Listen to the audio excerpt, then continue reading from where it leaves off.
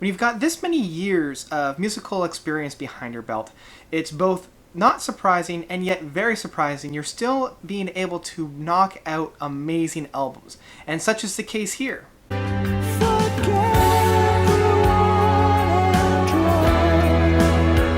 Fear by Marillion.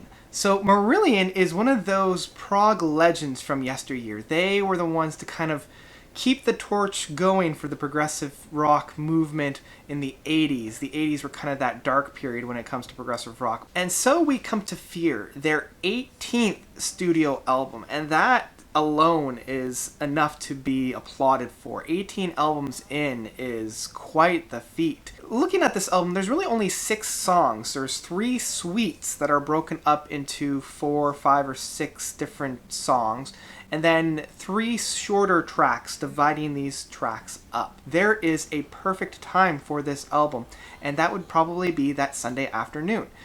Sitting down for some tea and enjoying the complexities of this album, because this album, like many Marillion albums, is quite complex and quite thought-provoking as well. And the subject matter on this album doesn't really lend itself to that Sunday afternoon essence.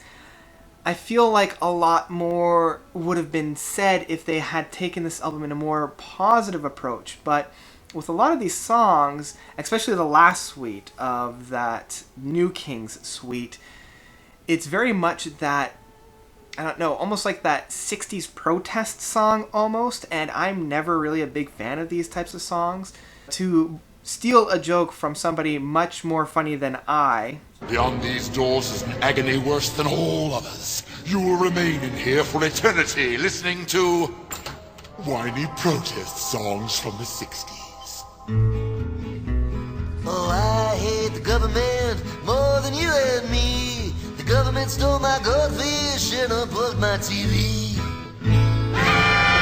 But I will say, one of the main highlights is Steve Rothery, the main guitarist here. He just shines on every track. And on each of those suites, he has 1 to 2 really standout moments on here. And that's one of the reasons why I love Marillion, especially late Marillion, like coming into this new decade. It's almost like a Gilmour kind of a style, where it's not completely in your face, it's very subtle, and he lets those notes sink in, and there's just more essence to a lot of these songs with his guitar work, so that alone is just fantastic. Let's also talk about some of the overarching concepts of this album. As with a lot of Marillion albums, there's an overarching concept, and that concept is, of course, Fear, the title of this album, and that's the whole, and pardon my French, fuck everybody and run. I don't really like swearing, but it's right in the title track, and I think they used the F word here to really elicit that response. You can take this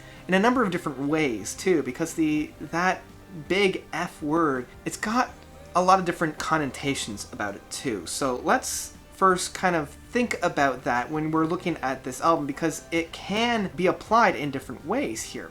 The first way is definitely, screw over everybody, use and abuse, take everybody for what it's worth. And we can see that definitely in The New King. The overall arching theme of this song, or at least within this suite of The New Kings, is those corporations that are too big to fall. That is used over and over and over again. We're too big to fail, we're too big to fall. Once we get to this point, we're basically the new kings. I actually like how the song is structured in that way, at presenting it that way. The captains of industry are no longer the captains, but rather the kings. And so in this one, it's that very screw over everybody and take advantage of everybody and then run, right? And so it's that whole bailout situation. So crafting that song in that kind of a structure was actually quite well done. The next kind of interpretation you can do this is more of that, we're not going to screw, we're just going to peace out and leave. And that can definitely be seen in the Levers, the middle suite here. And actually the Levers is probably my favorite suite, probably my favorite group of songs on this album as well. The Levers here, that's that whole, we're not even going to address the situation, we're just going to get the F out of here, GTFO. And so that is a lot less of a active kind of approach to this, where that first one was a very active approach. This one is much more of a passive approach, or much more of a reactive approach. And so those are really the two main kind of interpretations that I have with that whole, fuck everybody and run. And then all together we have that overarching concept of fear. And we can see this being presented in El Dorado with actually El Dorado Part 4, Fear. And then there's also the kind of the transition track of Living in Fear, the 6th song. And this fear comes in many different ways as well. I guess the best way that this was approached was in the 6th song of Living in Fear. And I have a kind of a love-hate relationship with this song because there are some moments on this, like a lot of protest songs, where I'm like, I don't know if I can get behind this. They're talking about this whole concept of fear, this living in fear, and you can take this in a whole bunch of ways, but there's a couple lyrics and a couple points on this where they're saying, we're melting down all of our weapons and all of our guns, we're unlocking our doors, we're no longer in fear, and this is one way that we can do it.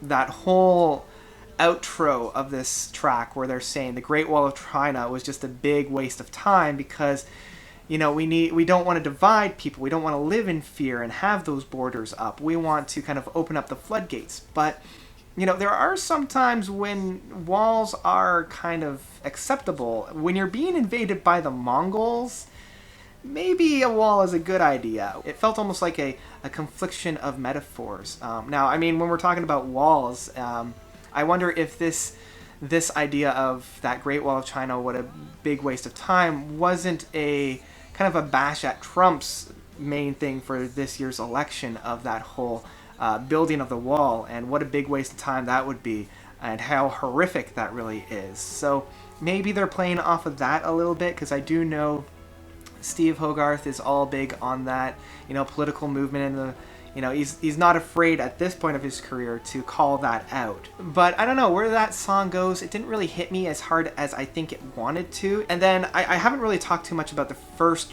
big track here of El Dorado, and mainly because it really didn't quite affect me too much. I've been listening to this album now for quite a while. Whenever I'm listening to any Marillion album, I always let it sink in for quite a while before I really start to think about it, because it's very subtle and there's a lot of stuff going on here. Overall, this album was definitely a treat, and as I said before, it is that kind of a pleasant Sunday afternoon album with the subject matter and the metaphors being brought up through here.